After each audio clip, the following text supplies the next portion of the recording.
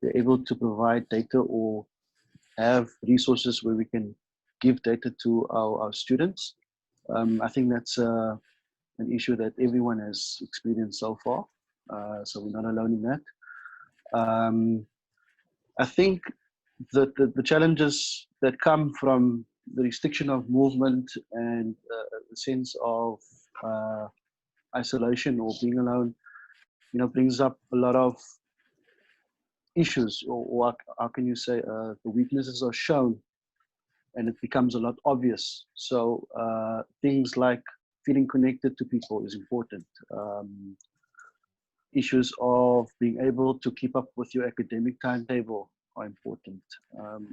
Being able to have the right access or right information, is important. So speaking to your lecturers or making sure that your work is up to date, and those things are important. And I think as I'm also growing into this role and starting to understand things, a lot of things are being highlighted for me. The aspect of mentoring has become important, and I think Jaryd and myself will speak about that a bit more later on. But being able to shift our work to an online forum has become very important, and the services that we offer to our students needs to be clear, so that they know that there is a channel of communication, that there is someone that is there if they need that extra help and support.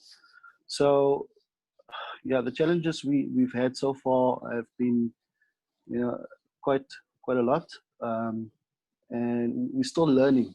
I think that's about the most important thing through this whole process, is that we are learning to adapt, and we're also learning to be of greater service to our student body. Thanks so much, Lance. And I think you make an important point that as much as COVID and lockdown have been a real crisis for many people, it also gives us the opportunity to learn things quite quickly and become very adaptable, and hopefully find innovative solutions to the problems that we've always faced, like access to data and psychosocial support. Next on our panel, we have Chulu Ngesi, and she is a strategic corporate communications graduate from UJ, an aspiring digital marketer, writer, and all-round lover of the arts. She is passionate about relieving the plights of unemployed graduates and underprivileged youth. Chulu, do you want to tell us a little bit about your experience as a young person and the experiences of other young people? Yes. Hi, good evening, everyone. So after varsity, I was unemployed for almost 2 years. My job seeking journey was very difficult. A lot of rejection, a lot of no answers. So after 2 years, I luckily got a job using the Trusted Interns platform. I got a job at Fairseat. I'm from the Eastern Cape, so I had to move to Cape Town for my first job experience, and I had to move back and forth from home to Cape Town between my interviews. So there were no other jobs available, so I had to sacrifice money and time to get my first job experience, which I feel like is something common that happens with a lot of job seekers.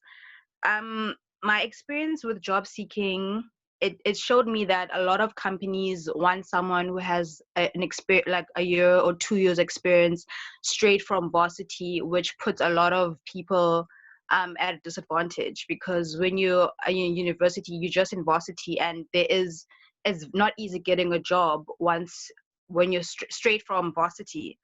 So that is my experience as a job seeker. So through lockdown, when lockdown came, I had an internship, which was a really good opportunity, and due to the lockdown, I unfortunately lost that opportunity as well. So the lockdown has been quite a difficult experience, and now I find myself back in a position of looking for a job once again. So also a fear as a job seeker during lockdown is that when will the economy be strong enough to employ people again, and things like that. And I think that's a fear for a lot of job seekers in lockdown, like, because there are some sectors that are still closed, like when are they going to open, when will people be able to find jobs again? So it is quite a scary time for a lot of job seekers.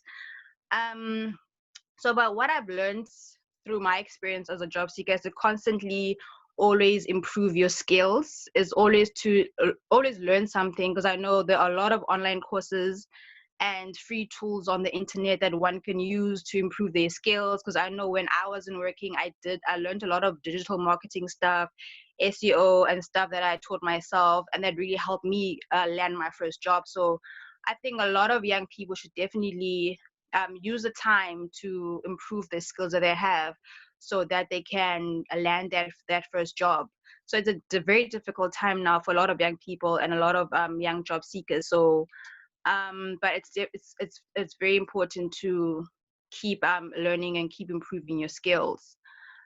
So that is my my journey so far. Hopefully it gets better. Yeah. Thanks so much for sharing your journey with us. And I think your struggles are the struggles of many young South Africans.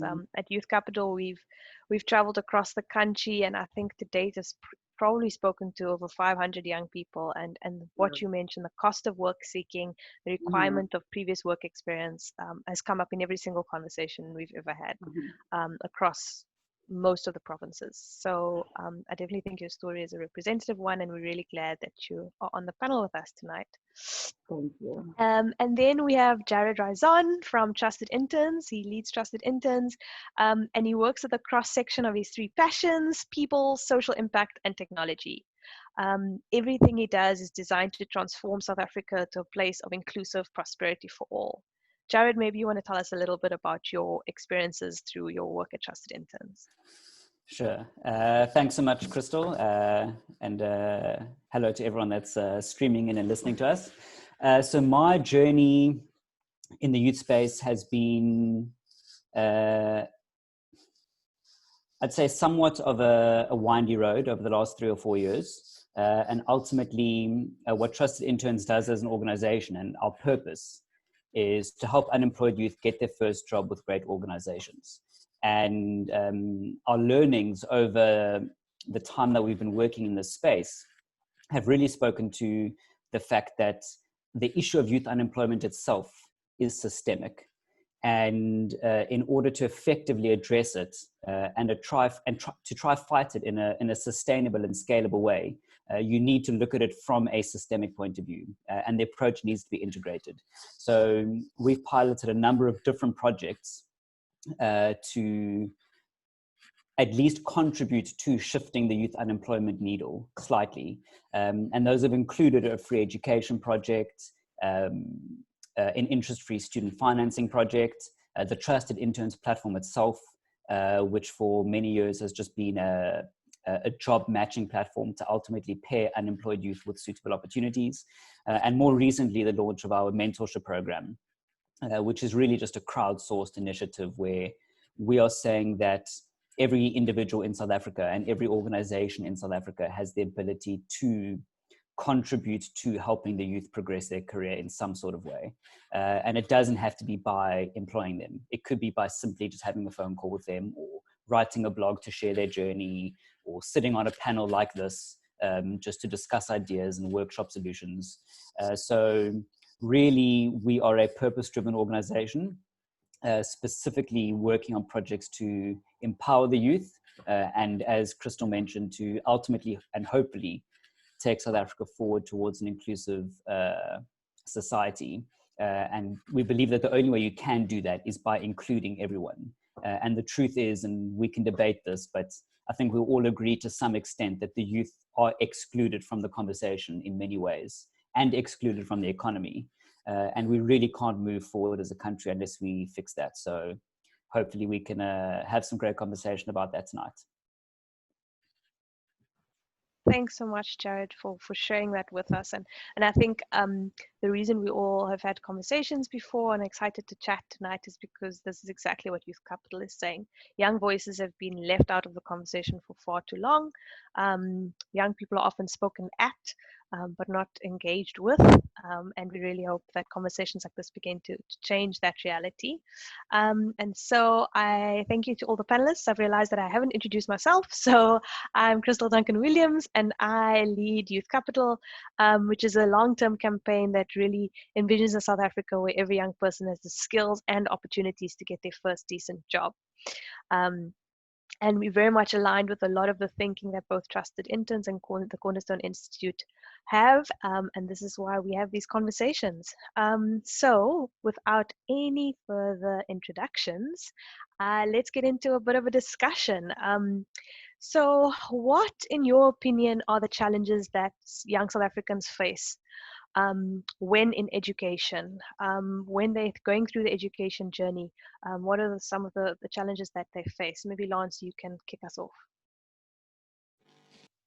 I think the biggest challenge that any young person has is defining their sense of identity. You know, the age between the ages of 14 to 24, it's a very delicate developmental stage where, you know, the youth are trying to basically resolve issues of identity and trying to understand what it is that they want to do one day. So there's this kind of continuum, like where they find themselves now and where they want to be in the future, and they're trying to resolve all those internal dynamics. So I would say that that's probably one of the biggest challenges, because if you don't have a solid sense of identity, you struggle with other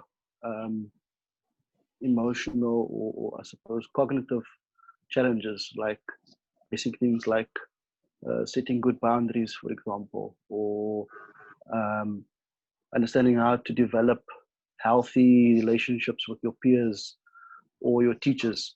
And I think we often take it for granted that those things are you know, skills, social skills that we're supposed to just have, but we can't take it for granted. And we need to actually investigate and zoom in on those deeper issues at some point to see how we can support you know, our youth on an emotional, psychological level. And if we are prioritizing mental health care, what is it that we are doing for each individual that's going to help them to feel supported, and it's going to help them to feel confident enough to take, you know, the steps into the world of work? Because firstly, you know, defining for yourself what it is that you want to do and what you want to become is one thing, but then when you are in the process of it, that process can still become blurred if you don't have a clear sense of motivation. And when the environment and society, suppose, is fluctuating, and you have quite drastic events like the pandemic that we're currently experiencing, then all those internal kind of senses or anchors become dislodged, and then you lose your direction, or your sense of purpose, you can say. So that, for me, I think that's one big issue that needs to be looked at. And then also the issue of social capital, I think that, you know, we're going to get into, is an important one. Sometimes it just takes one good referral or one person that cares about you to put you on the right path, and that sense of, I suppose, altruism or wanting to help is not always evident, and that also leads to a lot of negative experiences for young people. So yeah, it's a very challenging time and environment to be in, and when you look at the statistics and you see something like an unemployment rate of 30 to 50%, it's very disheartening. So a sense of courage, a sense of boldness, a sense of direction, a sense of identity are all important things, you know, in trying to tackle these massive issues and try and at least find the right path, because like Jaryd said, these are systemic issues, and it can be overwhelming if you see it you know, from a very small perspective. So you have to kind of see the bigger picture and ask yourself, how do you eat an elephant? You do it one bite at a time. So yeah, it's a very challenging situation, but it's not all doom and gloom. There is hope, and we just need to kind of mobilize our resources and put our heads together and start invigorating a new sense of optimism and hope amongst ourselves, so that it can feed into the people that we support. Thanks so much, Lance. Chulu, do you want to jump in there? Yes. I think one of the issues that affects young people, especially from like disadvantaged backgrounds, is that when it comes to schooling, they choose to study things that means that money can come in. A lot of underprivileged kids do not have the luxury of choosing a career that is they're passionate about, or a passion. They have to work. They have to choose to study something that can bring money, like accounting or law. So a lot of students do have. A lot of them don't enjoy what they do, but they feel like they have that burden that I have to take care of my family back home. So they have to study this career that's gonna help them provide for their families and take them somewhere in life. So it also does definitely affect the mental state, and a lot of students do fail at school or end up in careers that they don't really love because of the pressures of home and having to take care of their families. And there's a lot of issues that people don't really understand from the outside that young people have to go through. They have a lot of pressure from home and a lot of things that a lot of people don't understand. So it's so important for people, organizations, and the youth to support each other. And a lot has to be done about how unemployment and pressures affect their mental state. So it's so important to deal with those mental issues as well, and to support them mentally as well. It's quite scary, the kind of things that young people go through, and I think it's so important that organizations and youth ourselves to sort of have a network where we can support each other and talk to each other, especially when you're going through looking for jobs. It does seem like you're the only person who's in that situation, but there are millions of others who are going through the same thing. So it's so important for us to like help each other and reach out to each other and support each other in that journey. That's it for me. Thanks, Chulu. I have to agree with you that the issue of career guidance comes up again in every conversation I've had with young people. I've seen it, in my own life, in my own family as well. Young South Africans, majority of young South Africans been exposed to very limited career options based on, like you say, what they think will make money. I mean, a lot of people go into a BCom degree, but where are the jobs actually for those career paths? And then how happy are young people even when when they're studying? They struggle maybe because they're not actually maybe that good at a BCom. Maybe they were actually better if they'd gone to a TVET and done a vocational training. So I think we need to destigmatize some of the perceptions around a lot of work for young people, so that they can feel that they can follow their passions. And we need young people who have followed those routes to come forward and say, I did it, and I am making money actually doing this thing that I love. So yeah, I really agree with your points. Jaryd, maybe you want to chat a bit around your experience working with the young people who have come through the Trusted Interns program. Yeah, so look, both Chulu and Lance have raised some very relevant points. And to go back to the fact that it's systemic, if we look at it, the issues of unemployment that we're facing today are largely as a result of a broken education system. And what I'm actually quite excited about, and Chulu made me think about this now, is that whilst COVID is going to have dramatic effects on youth unemployment in the short term, I really do think it could well be a catalyst for how we accelerate the way in which we change the world of, or the ecosystem of education and employment going forward. And ultimately that should start to enable youth to make more informed decisions that are more relevant to the world of today. So what Chulu said was, it's quite common to go into an education path that is perceived to be the right path, like go be a lawyer or go be a doctor or go be an accountant, like the classic things. But if I'm not mistaken, I think the statistic is 67% of students in South Africa right now are the first students at a tertiary institution in their whole family. They're the first generations to now go 10 tertiary qualifications.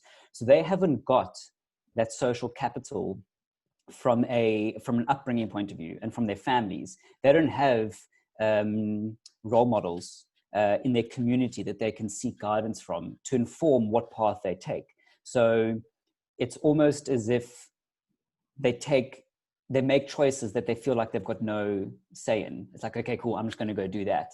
But it's really important, specifically right now, as we navigate into what the new world of work is going to be post-COVID, that we take the long-term view.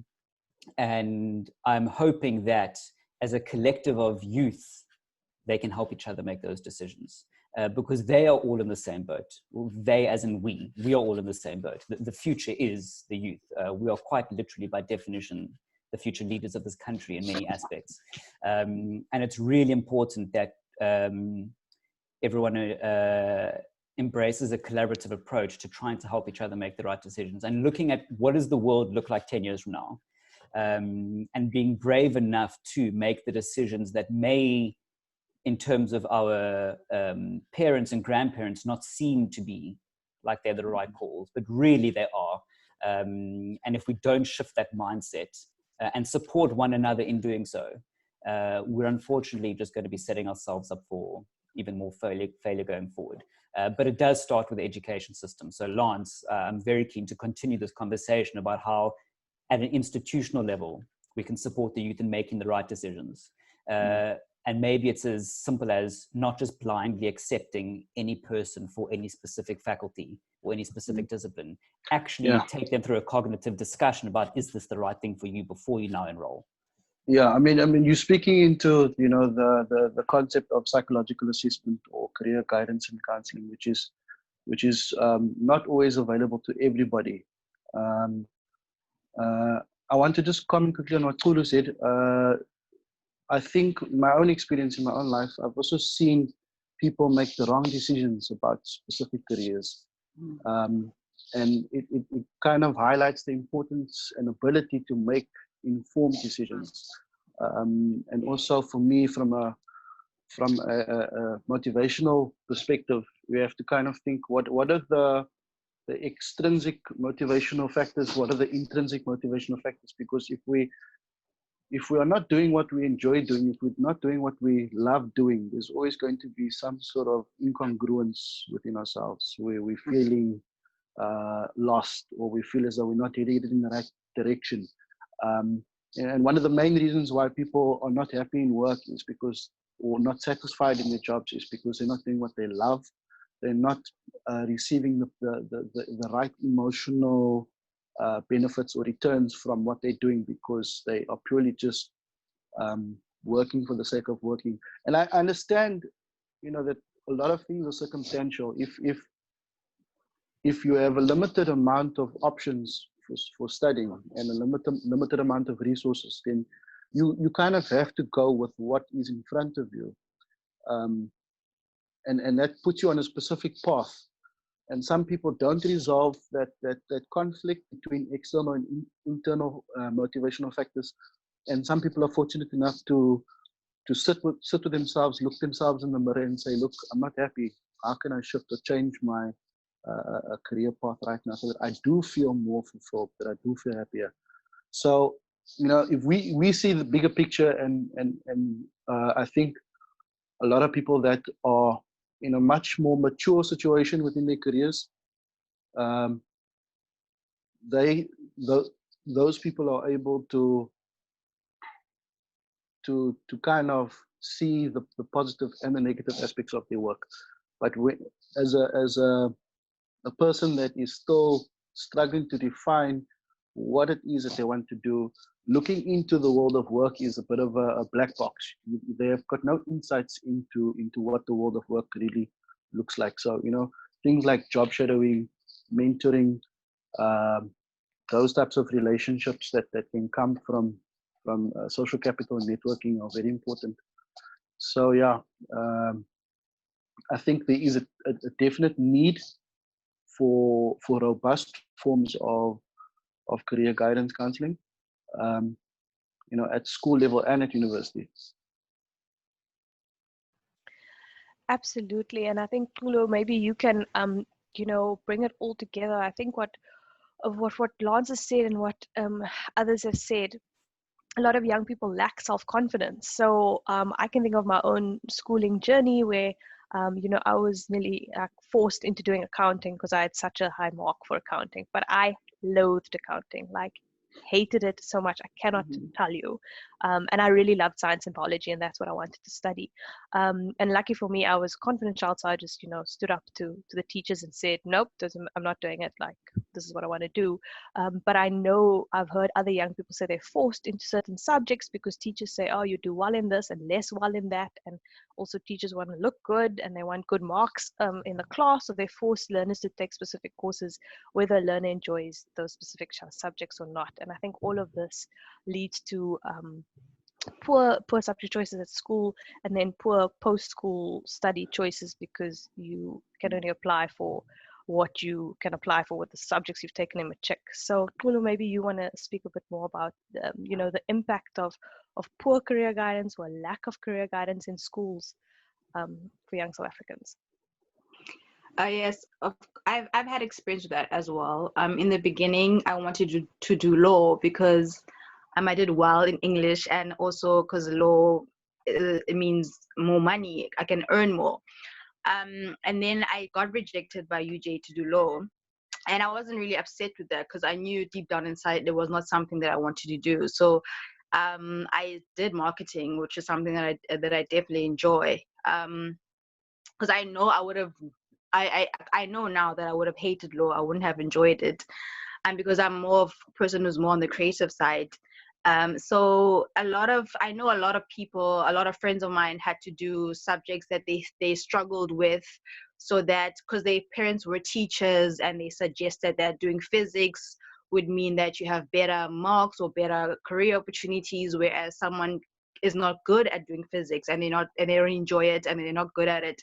So a lot of people do face those decisions, a lot of pressures from home, from parents, also the pressures of taking their families out of poverty, getting a job quicker, and so forth. So a lot of young people face such things, and I think it's so important to also for us to teach our parents and to talk to our parents and tell them there are other types of jobs and careers that if you love something, you'll do very well in it, and maybe you earn more money. So it also starts from home.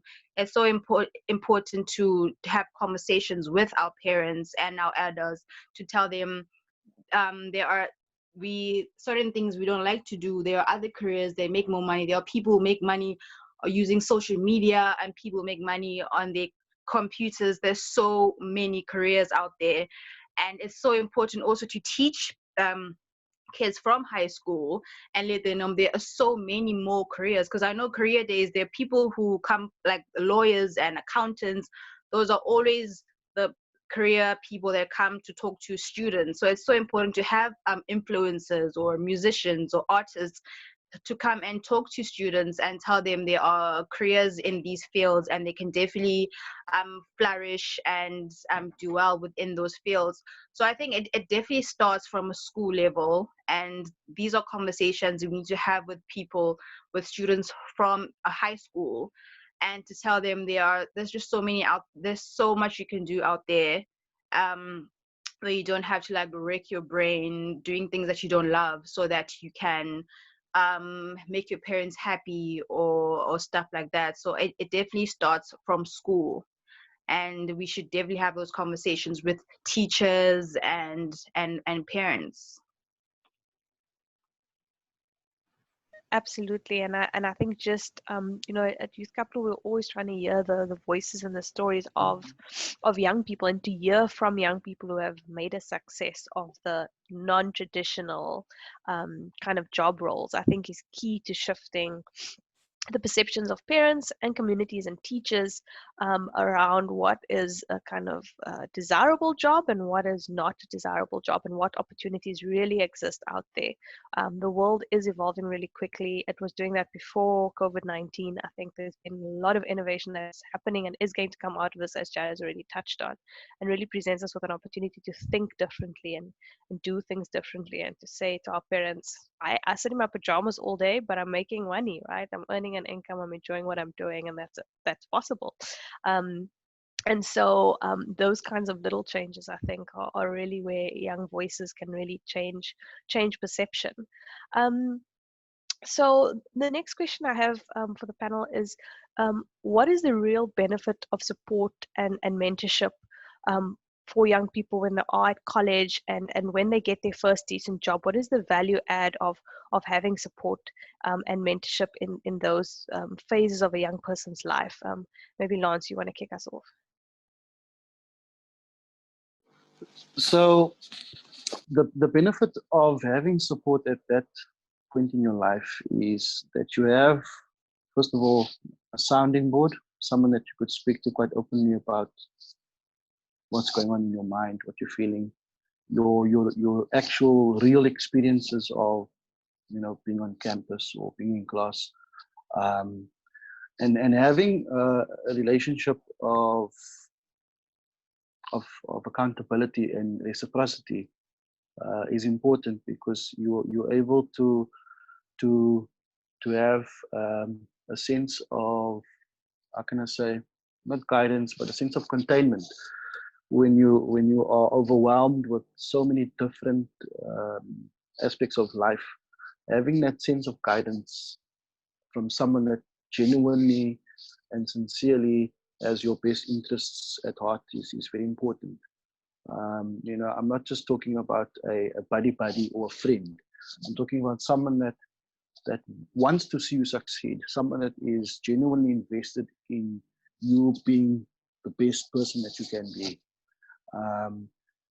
So the benefits are really broad, and it can have long-term implications, because if I look at my own life, there have been a few teachers in my life that have been pivotal in getting me to the point where I am right now, I think.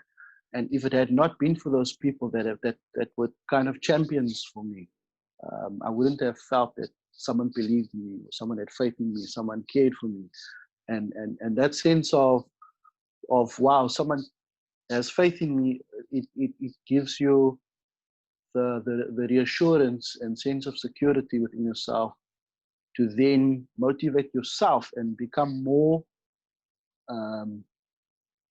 autonomous about why you are learning. You take ownership of your learning. You take ownership of the process and the results that you know, of your work. Like, I think I'm always going to come back to this. If you take it for granted that you throw people into the system and you lead them to their own devices, there is the danger that we're setting them up for failure.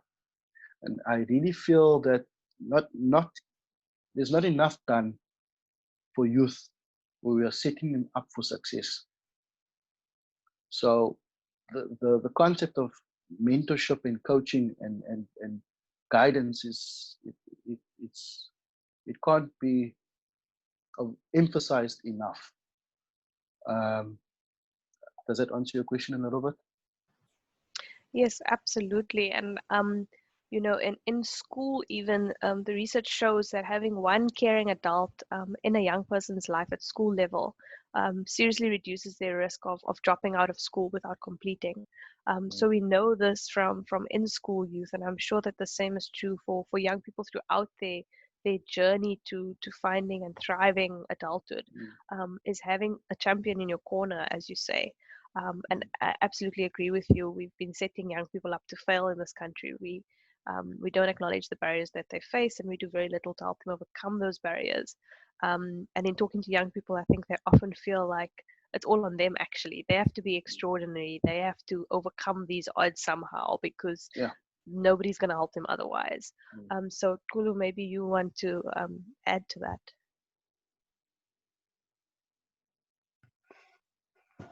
Yeah, because a lot of young people right now are mostly like I was the first person to graduate from home, and it's the same for millions of other young people right now. They're the first to graduate in their own homes, so the onus is mostly on us to really help our families and to like take care of the people going to come behind us. So it is always great to have a support system from like teachers. A lot of people go through a lot of things at home, so to have someone to always push you and to tell you that you're doing great will always help. Because I know of people who have difficult situations at home when they come to school, and to have someone who comfort them and to have a place of solace within school, it'll help them do well at school and in life in general. Because I know we like deep down inside we always have that one person who motivates us to do well, and in our heads we always have like, I want to make my mom proud, I want to make this person proud. So whenever we do things, there's always that person or those people we want to make proud. So it's always great having a support structure, having a mentor, having someone who has your back, who's motivating you to do well. Like young people, there's so many things in the working world also that we don't have knowledge of. So it's always great, even at work, to have someone who can help you through things, like when it comes to signing contracts or negotiating salaries when you're a first time job seeker. It's always helpful to have someone with experience to help you, like, okay, to tell you that you can negotiate salaries at this level and things like that. So having a mentor is always a great thing. It does definitely help young people like reach their full potential, and it does help us like have more knowledge of the situations we're going to, especially when it comes to work.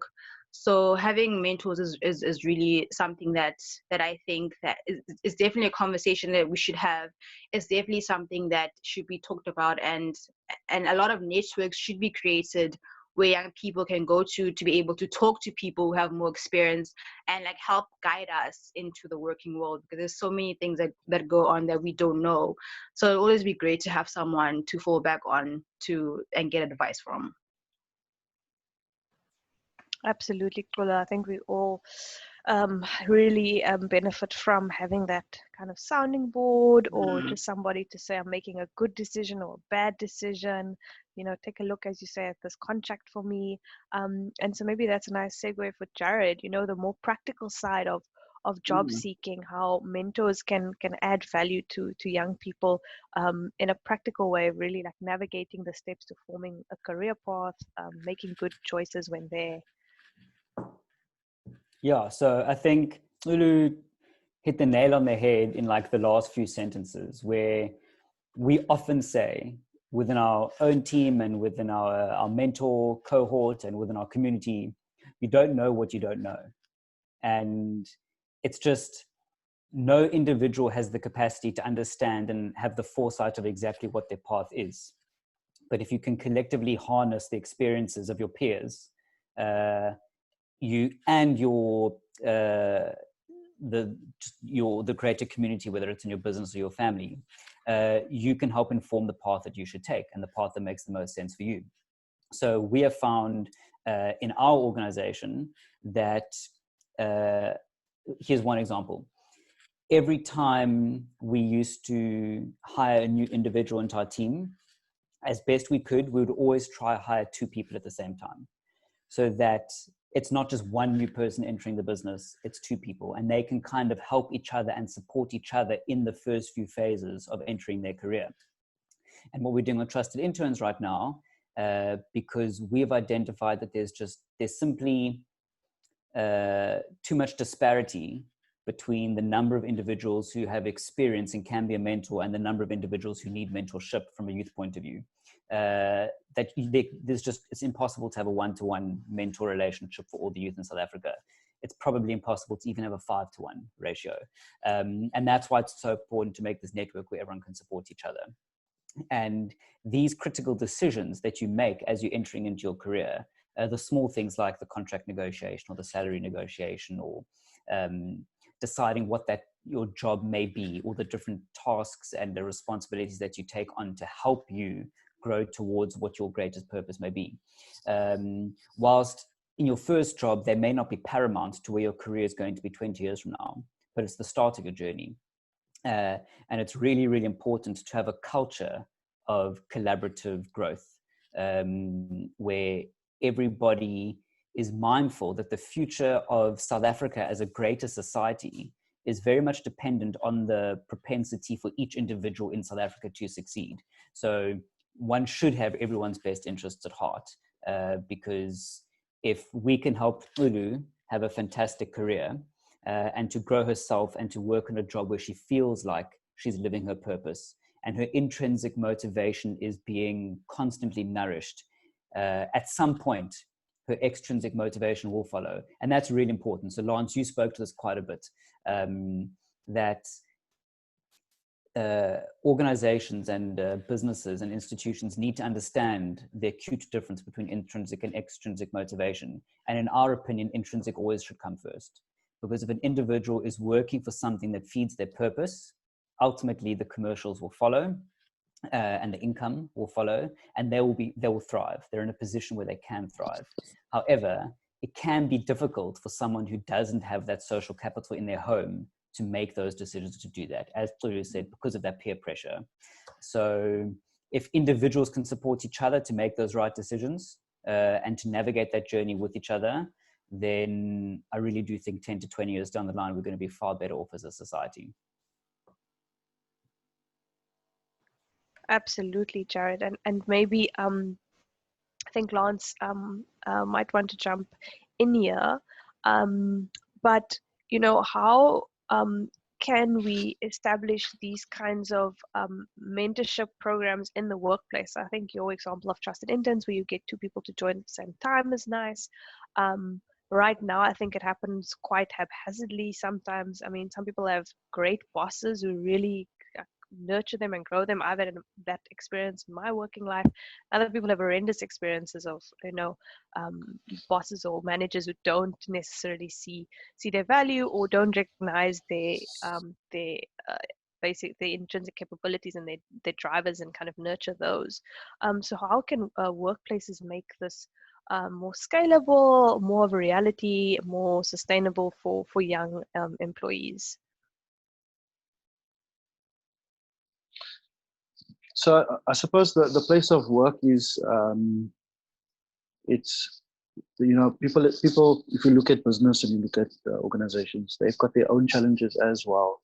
You know, in terms of staff retention and creating a sense of meaning and purpose for everyone. I suppose they also need to find a balance between, how do I keep this member of staff? How do I stimulate them in such a way that they are finding a sense of enjoyment in their work? And then it's also about the individual sitting with themselves and asking themselves, how do I derive a sense of meaning from this work? Because any job can be meaningful if you are able to derive the learnings from it, the lessons from it. If you're able to see value in, you know, what did that job mean for you at that specific age? What are the things that you learned that you couldn't have learned if you didn't do that job? Those types of lessons that come from the world of work. So meaning is one thing, but purpose is another thing, and a purpose is a very very broad concept, and I think it's something that we are, as people, we are constantly evolving into.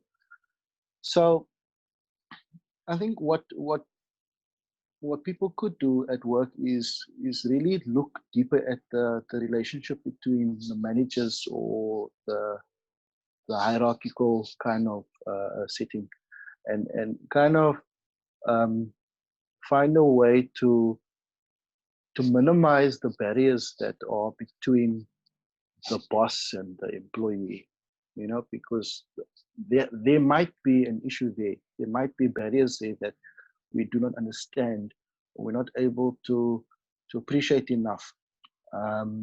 So that really comes down to the personal effectiveness of the person that is in the superior position, I think.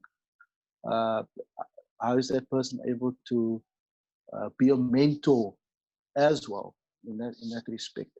And also appreciate and understand that they are role models, regardless of the position, that people are always looking up to them, that respect it's not demanded, that it's earned. Those types of human principles, I suppose, that is not often highlighted enough. Absolutely. I think a lot of the time when we talk about youth unemployment, we speak about education and all the hard skills, but the basic human element and the soft skills component is often lacked. Kulu, do you maybe want to tell us a little bit about what made your entrance into the world of work, your internship experience? What are some of the positive things that you experienced in that journey that you think would be valuable for other young people to experience and for other employees to maybe practice in their work environments? I think definitely having a very supportive work environment. Because I know with my first job, I worked with a lot of young people we were at the same age group, so we understood each other's journeys. That we don't have a lot of experience, so we did lean on each other a lot.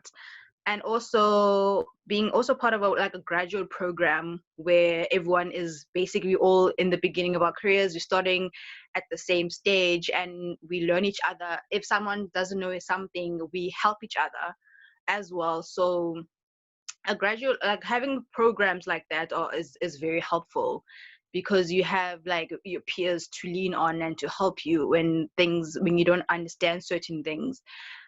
Also having because I know there were seminars we had, maybe in the HR would have a little conference where she would go through contracts and how the corporate world works, and things like that really do help. And little seminars about time, how to manage your time, and different for different phases of your career, because sometimes work can get overwhelming and you won't know what to do, and as a young person you feel very intimidated about telling your boss that I can't do certain things, and you feel like you're failing. So having little seminars and talks about time management and how to sort of carry yourself in the workplace is very helpful for young people as well. Also having really great employees and great managers is always a great experience. Having really fun managers and having sitting at lunches together and getting to know people is also really helpful. I think it's once you in an environment that is, and you have a manager that's easy to talk to and easy to approach, it makes your journey way easier. Also someone working in an environment that's very open, where it's also okay to, I think it's also okay for managers to teach interns and young people that sometimes you won't be able to meet a deadline. You should be able to approach me as a manager. So it's very open to you should have difficult conversations with young people as well, because these are things that we're going to go through our careers as we go on. So it's very important to sort of have all types of conversations with young people and first time job seekers and people who just started their careers. So yeah, a positive, very open environment is definitely very important. Absolutely. I think having a space where young people feel like they can show up in whatever way they need to, and ask for help if they need it, and say that they're running out of money for transport fare because they're the only breadwinner in their household. Having spaces where young people can have those conversations is extremely important. Jaryd, maybe you want to give me some examples of how employers that you've worked with through Trusted Interns, how they make this type of mentorship and on-the-job learning possible for young employees. Cool. So I think the one thing that, just to quickly segue onto what both Lance and Chulu said, is that often it really comes down to just an alignment of expectations and communication, and really developing an open and transparent relationship between the employee and the manager, where they can be honest with each other. So some of the examples that we've seen that have worked really well often speak to having weekly touch-base sessions. So every single week having a one-on-one with your manager. And that's just about constantly being on the same page with regards to the challenges that the individual might be experiencing, and also for the manager to then impart any knowledge or wisdom or feedback on how that particular individual is performing in their job. But aligned with that is, as I said, aligned expectations, but just knowing exactly what the path is. So we have found that the organizations that work with their talent in such a way that they show them the path that they should be taking, and they know what the end goal is. So it's not just, okay, cool, go sit in your seat and work out what to do. It's, in the next month, we would like you to have achieved this. And in the next 3 months, we'd have liked you to achieve this. And you literally have a roadmap for where you need to go. And not only having the roadmap, but then having an instruction manual to help you get there. Because then you're empowering the individual. You're not just setting them up for failure and giving them the ability to kind of get lost. And then only 1 month later, you check in with them and you expect them to have done something, but you haven't really spoken to them, and that hasn't been done. So I think the best examples from our side really come to having a clear understanding with one another about what the role entails, planning both a management structure and a training and education plan that can help guide you towards getting there, and then constantly checking in to see how the individual is doing towards getting there. And then if necessary, adapting it, but adapting it week on week as opposed to month on month or every 6 months.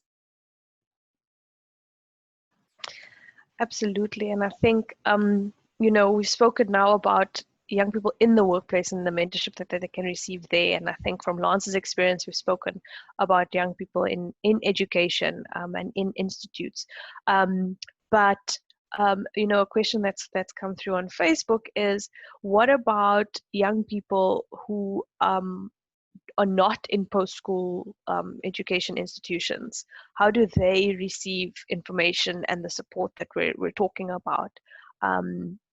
What are some solutions we can think about for that demographic of youth, which, if we're honest, is a large proportion of the young people in South Africa? I see Jaryd nodding, so maybe I'll just bounce it straight at you, Jaryd. Yeah, I'm really glad that someone asked that question, because we had the exact same concern. Because, as you said, Kristal, the truth is that the individuals in South Africa that need the most help are the ones that don't have access to the resources through an education institution or through an employer network. And unfortunately, those are the groups of individuals that are getting left behind at the most rapid rate. So I think there are a number of different solutions that could be implemented to try address this. The one that we have done is launch this Trusted Mentor Network, which really does two things. So first of all, the Trusted Mentor Network is open to all youth, regardless of whether or not you're enrolled in an education institution or in employment.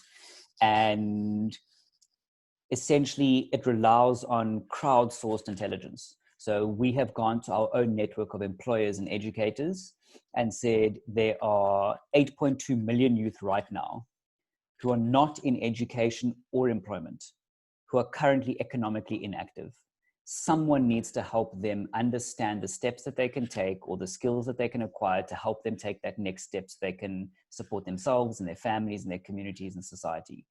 And we've relied on them. So we now have a network of people in marketing and HR and finance and education who are now imparting their knowledge, as we've said, through these different mediums, either by writing a blog post or doing a Q&A session or sitting in on a webinar. And we are then uploading this to the Trusted Interns platform and making it accessible to anyone. So unfortunately, right now, the only real barrier for anyone to access this content is the data barrier, which is a conversation that we've had before. But at the moment, that is our one effort to try and democratize mentorship in some sort of way. But as I said, I'm sure there's 100 different ways, and I'm sure Chulu has ideas, I'm sure Lance has ideas, I'm sure you have ideas. And again, it's about us having these conversations so we can start building them and ultimately taking everyone forward. Absolutely, Jaryd. I think, you know, the average South African looks at that number, 8.2 million, and says this is, youth unemployment crisis is a huge problem, and it's government's responsibility to fix it. The private sector's responsibility to employ young people, is the education department's responsibility to fix a broken education system, and all of those things are true. But at the same time, I think that when it comes to mentorship, and support for young people, there's a role that everybody can play in at least one young person's life.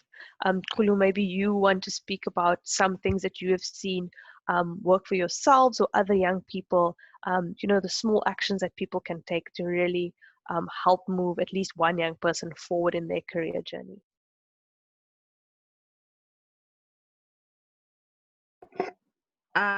Yes, I think, because I know in my experience being like in a graduate program, you sort of you get to know each other, and we know our backgrounds and where we come from.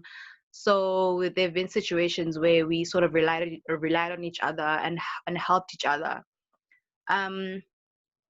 Also, having, as I said, having managers that are and like your what's this word? Sorry, managers who are easy to approach and easy to talk to is also always a great step, because people go through a lot of different things, and sometimes as first time people in our first jobs, we go through personal things that sometimes do hinder how we go to work, or maybe no money to go for transport, or personal problems. So I think people at work do tend to rely on each other and have each other as support. So as much as there are so many job seekers and people out there, so it's so important for us to like support each other. A network for job seekers by job seekers as well is something that we can share stories and talk, because for me, my motivation is when I do well, I want someone else to do well as well. So when you come from far and from difficult circumstances, you do want to help your peer and someone as well. So like it'll be a nice platform where job seekers or people can just come together and talk and have conversations like these, and so we can help each other. A lot of people do that all the time on social media, on Twitter, and they come share their stories, and there'll be a GoFundMe, a crowdfunding initiative where people come and raise money for a certain individual. So as people, we do help each other. We have helped each other in circumstances like that. It's so important that we never forget that we are human, and as much as maybe one person makes more money than the next person, but also it's so important to know there are other people who need help on the way, and we should definitely use whatever we have learned and whatever that we have to help those who are not in the same position as we are. So we should also always rely on our human instinct and our humanity to definitely try and help the next person as well. Yeah. Absolutely, Kula. And I think we've spoken a lot about mentorship and support, but we haven't actually used the phrase, social capital. And I think for me, that's what we're speaking about. So, Lance, I don't know if you want to comment on what social capital means to you, and maybe add to what Jaryd and Kulu have said already. So what social capital means to me is I suppose it's the benefits that comes from the actual act of socializing or socialization. So through firstly through your own kind of nuclear micro situation with your own family. You have people that have wisdom. They've got wisdom. They've got experience, life experience. They've got good intentions for you. Um, they've got resources. They've got networks. You know, things that as the younger generation we don't necessarily have. So the older generation of, I suppose, from a social capital perspective, those are like your gatekeepers, or people that can open up pathways for you, or doors to specific careers, or it gives you a door to a job that you really want, and then it's up to you to prove yourself within the job. So social capital could be family relationships, it could be access to resources, it could be access to people, and if we're being completely honest, there's a culture within within the world, I suppose, or maybe in South Africa, where people that have privileges, or people that have specific standing in life, they're not willing to open up or share themselves or the resources with other people because they want to preserve what they have. And bouncing off what Chulu said, it comes down to how we define ourselves as human beings, and it comes down to how the framework of our behavior. And I've spoken to you guys about this before, but social capital is linked to trust. Social capital is linked to things like altruistic behavior, and pro-social behavior, where we actually are motivated to help someone that is not in a position of favor, because if we're really honest and we look deep into our own lives and where we are right now, we've been helped along the way. We've been put in positions where we have privilege, and there will always be people that have less than you. So without having to make yourself a martyr, it is possible for us to really do some introspection and to kind of measure what is our own level of compassion in the situation.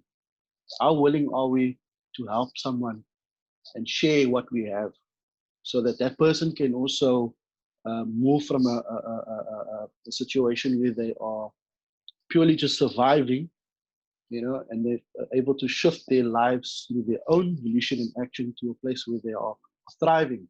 So from surviving to thriving. Not everyone has that good-heartedness. If that's a word. I don't think it is, but you understand what I'm saying. So it's the awareness of having pro-social behaviors in society and developing a culture where those behaviors are reinforced. And when it comes to mentoring, having that sense of goodwill and for another human being is very important.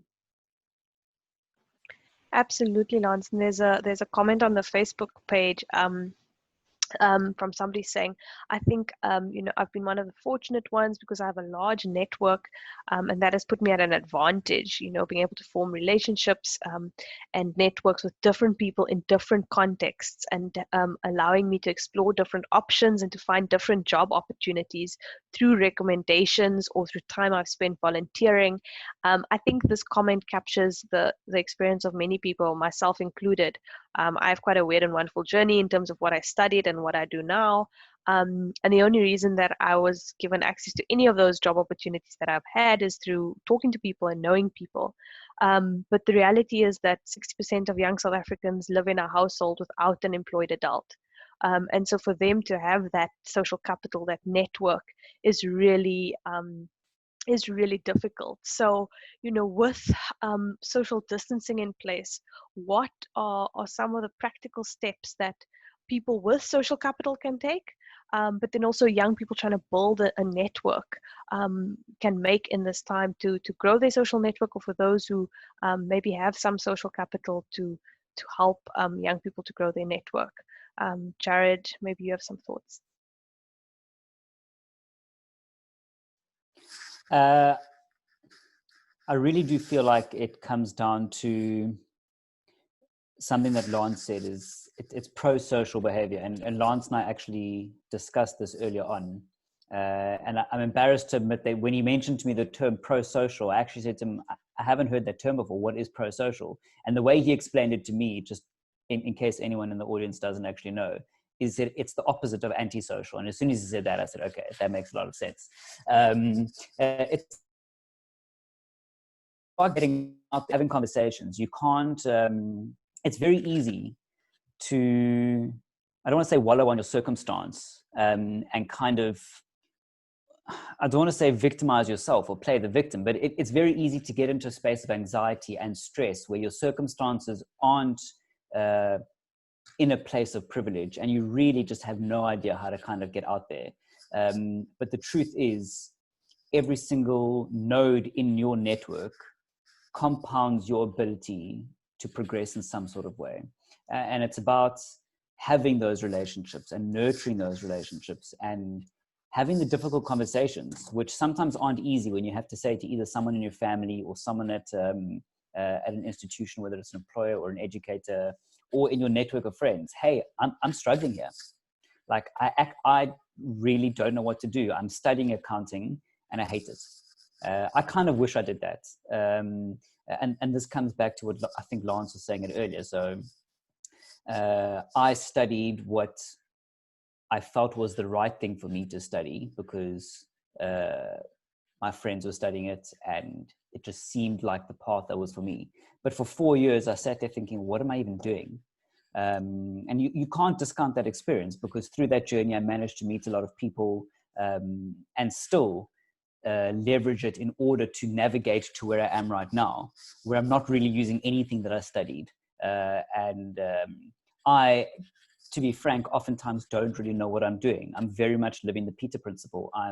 I am oftentimes finding myself engaging in something where I'm completely not educated or qualified to do, but I'm finding a way to do it. But the way that I'm finding out how to do it is by leveraging my network, is by speaking to people who've done it before. And I feel very privileged to have that luxury where I can do that. But the truth is, if people were willing to be a bit vulnerable and put themselves out there in some sort of way, everyone should have the ability to reach out to at least one or two people. And if we can do what Chulu said, is foster that culture of almost collaborative mentorship, and really, like, not necessarily put our own best interests first, but the interests of our peers and our society, then I really do think you're positioned to accelerate the way in which you can progress your career. But it does take a sense of vulnerability. You have to open up, and you have to be honest, and you have to speak to the people that are closest to you. And if I reflect, some of the most meaningful decisions I've made in my life are not decisions that I would have been able to come to in any way without the guidance or mentorship or consultation of someone in my peer group. So yeah, it's really just about putting yourself out there. Absolutely, Jaryd. And I think on both sides of the spectrum, whether you're a young person needing advice or whether you're a person who thinks they have an opportunity to offer, I think people who are quite established and have been employed for a long time can forget what it's like to be on the other side of that. I know during obviously the lockdown, the only way we know about opportunities is through social media. And I find it quite funny and sad that the only people sharing opportunities are young people who I know for a fact are also looking for work. And yet they share that opportunity, which actually diminishes their chances if you think about it, because now everybody's applying.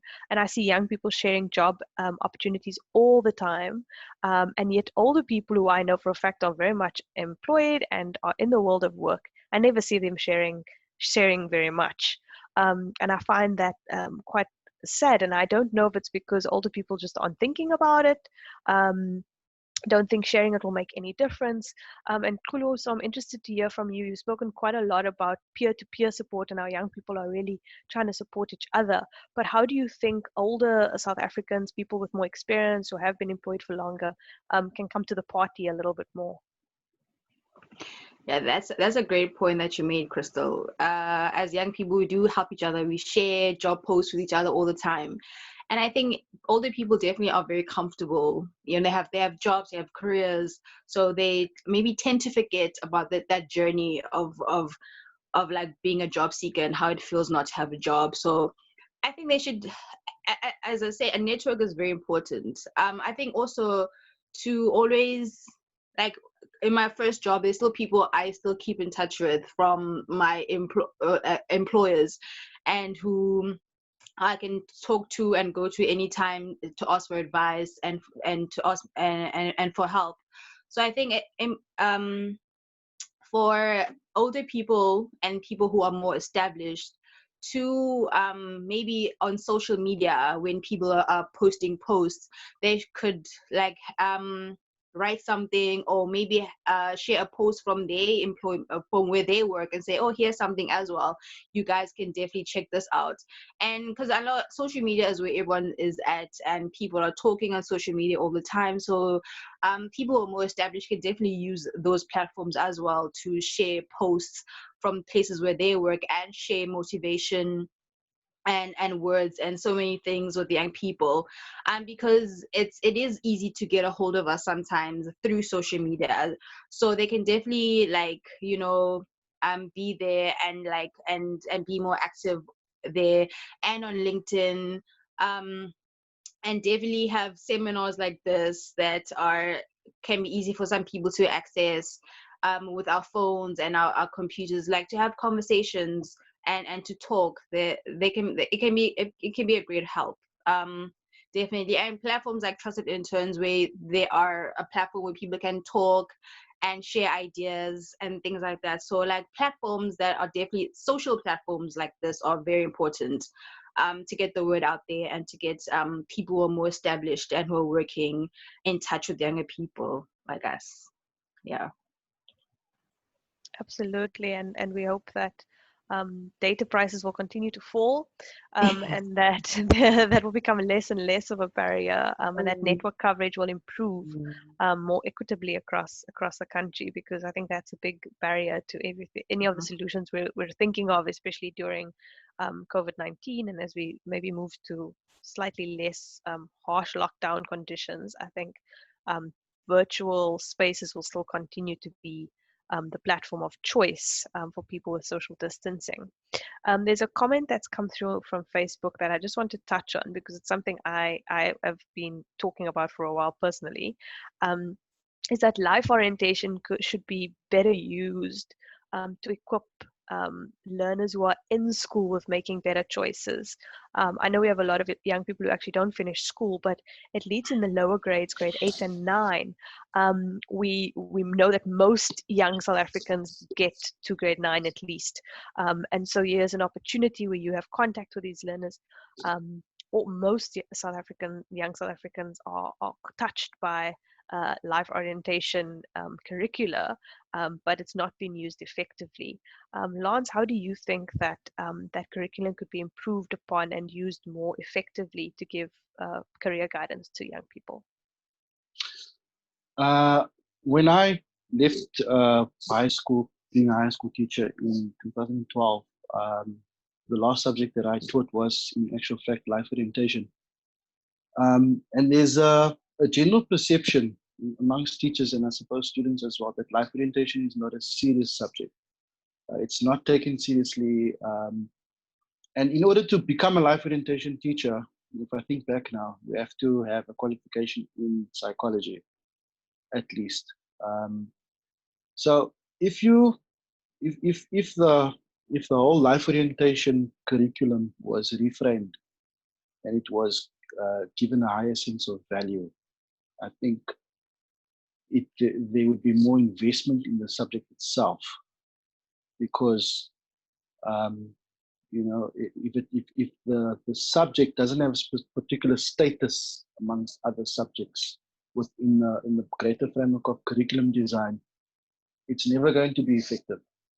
But as a life orientation teacher, when I was still a teacher, I understood that using a subject like psychology, and someone that has an honors degree or master's degree in psychology, if you can filter that information and make it accessible to a child that is in grade 8, in grade 9, you are actually putting them in such a good place.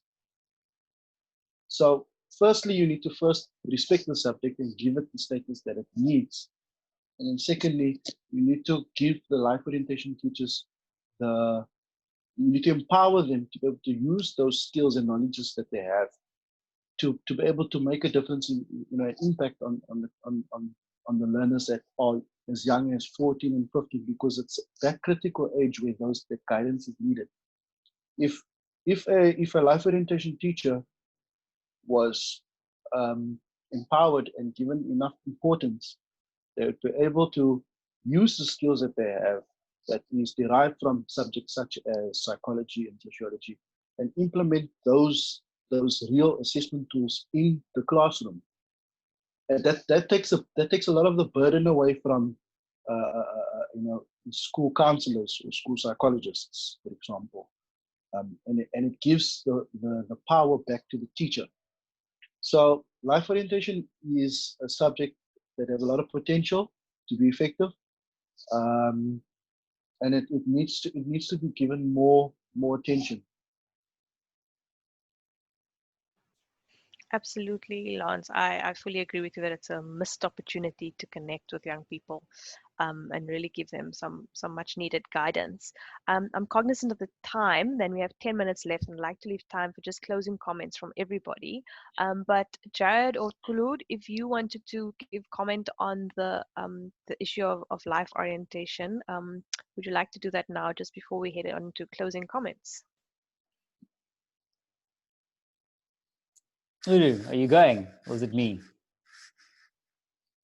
Okay. Look, I haven't been in the secondary schooling system for many years, and I'm not particularly cognizant of what the current curriculum is. But the one thing that I believe we all need to start looking at more in terms of the bridge between the learning world and the working world, or even in just purely either or, is attitude over aptitude. So what I often find when I speak to individuals in our community and even employers is, I'm not qualified to do that job, or no, that person hasn't got that degree. And again, this comes back to what Chulu was saying earlier about just parents in certain communities wanting you to do a specific thing. The jobs that we are doing today weren't in existence when our parents were looking for jobs. And the jobs that the youth of today are going to be doing in the next 10 years, we probably haven't even thought of yet. And it really does need to shift to, does an individual have the right attitude to excel in a particular career or a particular path, as opposed to the aptitude? And I don't know if those conversations are had in the life orientation classroom. But for me, it's more about, if it can be made more experiential as opposed to educational, that might help. When I was in life orientation, I can't think of a time where we had a guest speaker as opposed to just our standard teacher. So really, if you want to learn about life, how can you learn about all the different walks of life from different individuals who have navigated a specific path, as opposed to what has been put into a curriculum by whoever designed the nationalized life orientation curriculum. So again, I could be speaking from a place of ignorance. That stuff could be happening right now, I don't know. But if I was to look at it, that's the approach that I would take.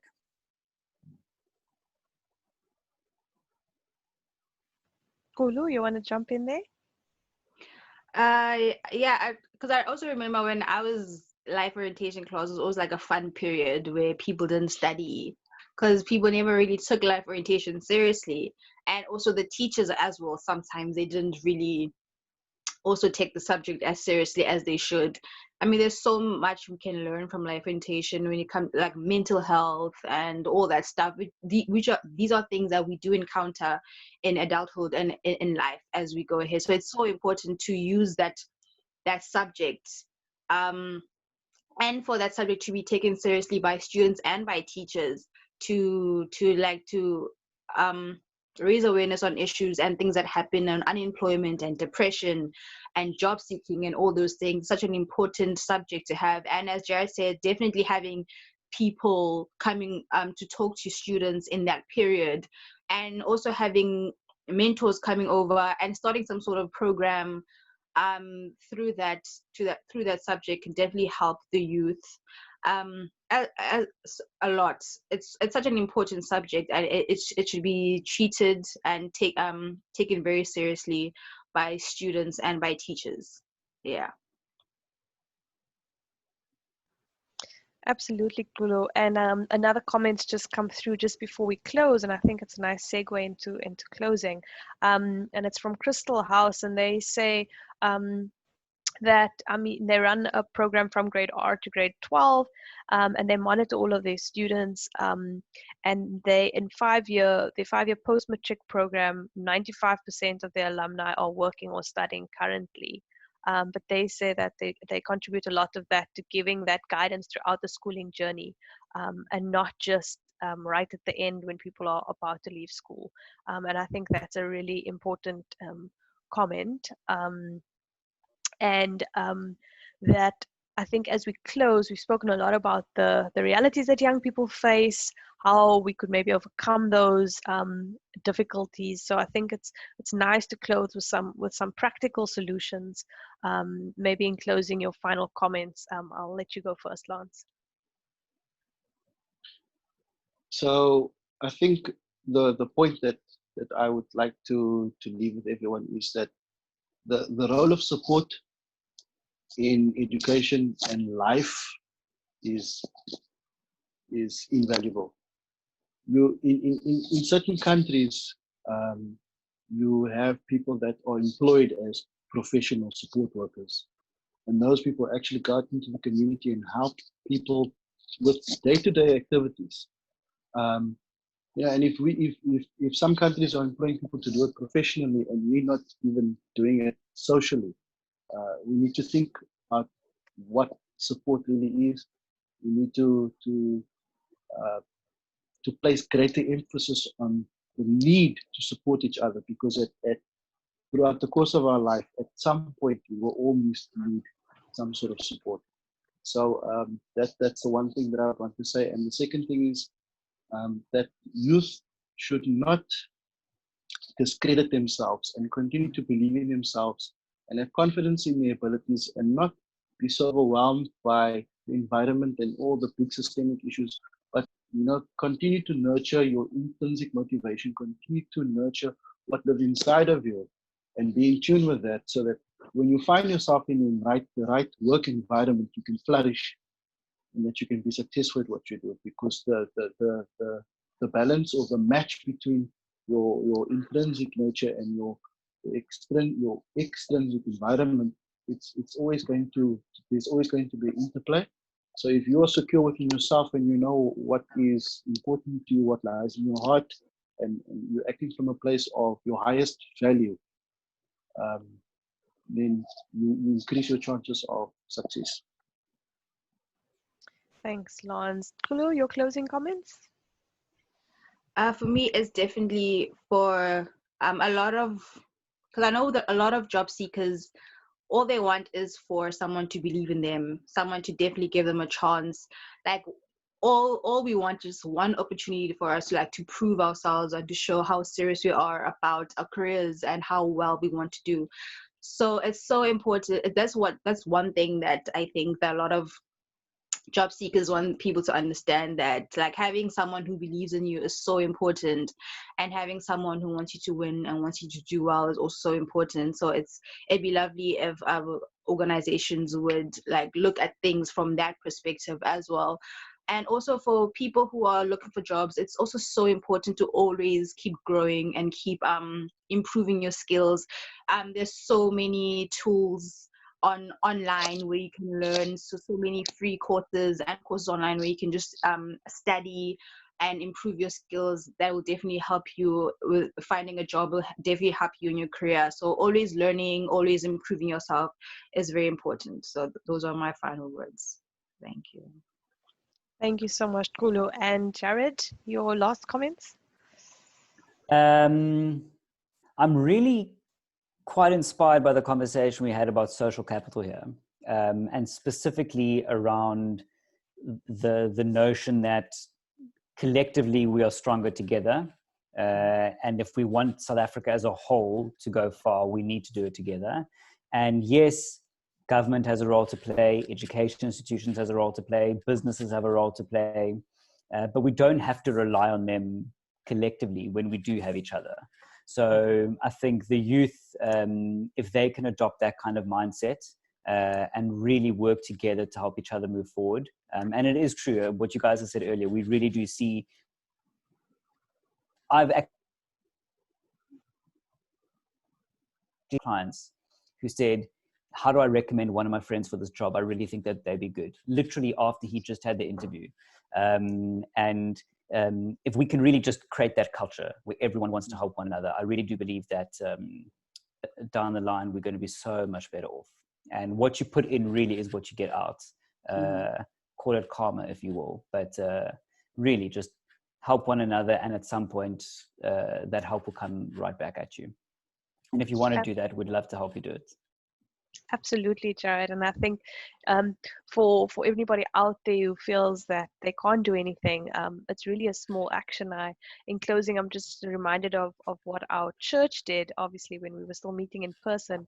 They had a WhatsApp line they have a work readiness training that they do as part of their outreach work. And our church just has a WhatsApp line, and, they just every Sunday, they'll be like, if you see a job ad, take a photo, send it on this WhatsApp line. A simple thing like that, seeing a job ad, in a mall or something when we're allowed into malls again.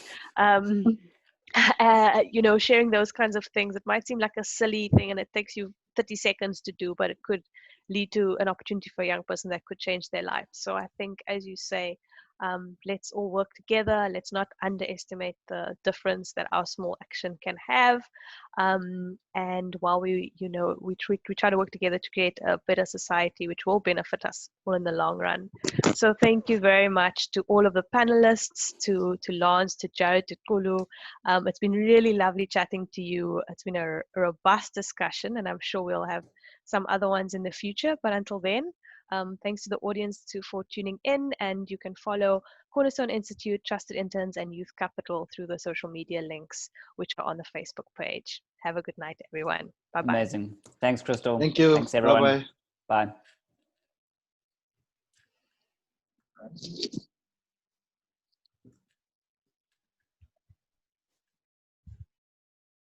Are we live? Are we off? What's happening? I think we're off. Yeah, I think we are. The thing's gone away. We off. Yeah. Shame Lance just left. I was like smiling. I was like, I don't know if I'm still on. Sorry, Chloe. And then I saw you had a question, but I was so busy closing that I didn't see it. Sorry. Okay.